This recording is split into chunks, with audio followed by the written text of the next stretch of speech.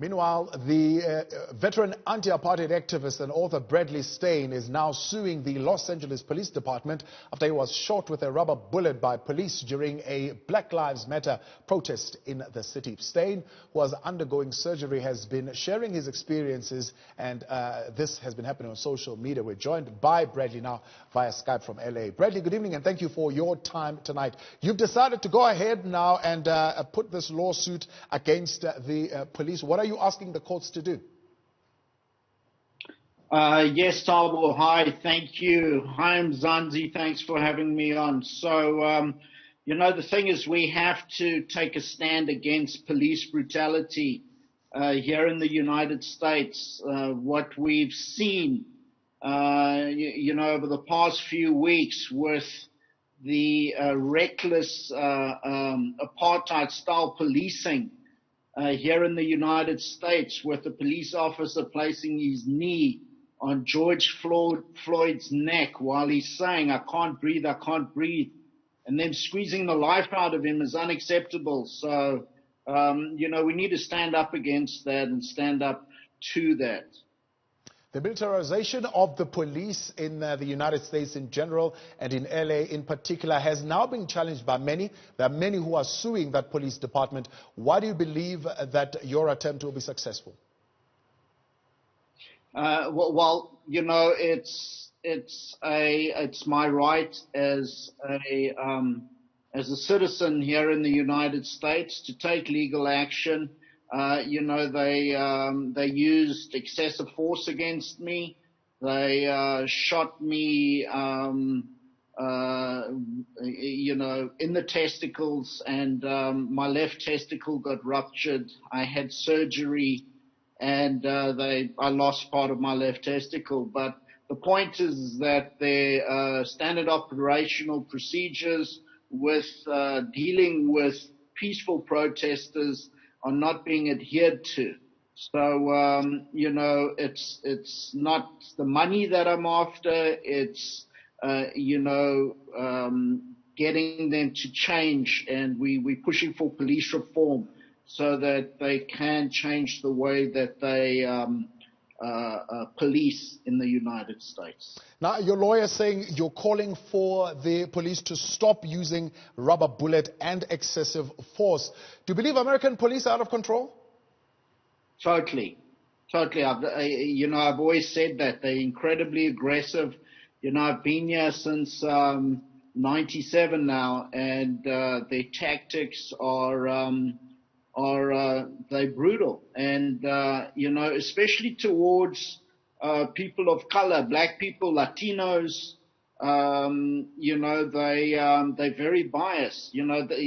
People of color can't walk around the city of Los Angeles without feeling terror in themselves when they see a police car drive by, and that's not acceptable. These people are supposed to protect and serve the citizens. Same thing in Mzansi. And there's also reform and changes that have to happen there. Now, Bradley, the LA police have, of course, not responded to your litigation, but what they have said is that they are conducting overall investigations into these allegations of police brutality. Do you think those investigations will amount to anything? Well, hopefully they will, see all these complaints. It's not only my complaint. There's dozens and possibly hundreds of other complaints. And hopefully it's going to, put forward a similar legislation that came out after Rodney King was murdered, beaten rather, brutally beaten in Los Angeles. So, the point is, at the end of the day, the point we're trying to make, and I'm going to Sacramento, which is the state capital, in a few weeks, where we are going to talk about police reform and the way the police use force. I'm not saying that rubber bullets should be not used at all, but they need to be used in a responsible way. They shouldn't be used. Why not ban at all? Studies show that 15% of people who are struck with rubber bullets are left with permanent disability, and I'm sure you would attest to that. Well, if they're used properly in the way they're supposed to be used, at a safe distance, not shooting people at point blank range like they shot me from 4 or 5 feet away, if they're used properly and responsibly and not against peaceful protesters, then, there's a way to do this, but they're out of control. They've got the snitches get stitches mentality within this law enforcement community where, if you turn against one of their own and you say, okay, you're being too rough or we don't like your conduct towards people, they get dealt with very harshly internally. It's a secret code within this law enforcement community. And, it's enough. People in the United States have been brutalized for many years now. And I just happened to get caught in the middle of it.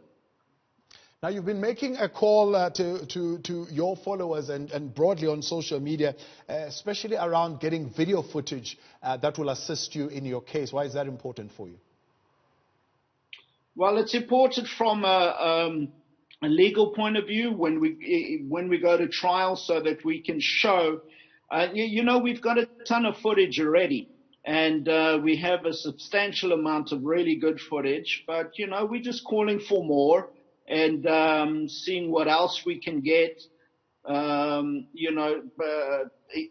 There's people that were hurt around the skirmish line where I was, and, we just want to see if those people can come forward as witnesses.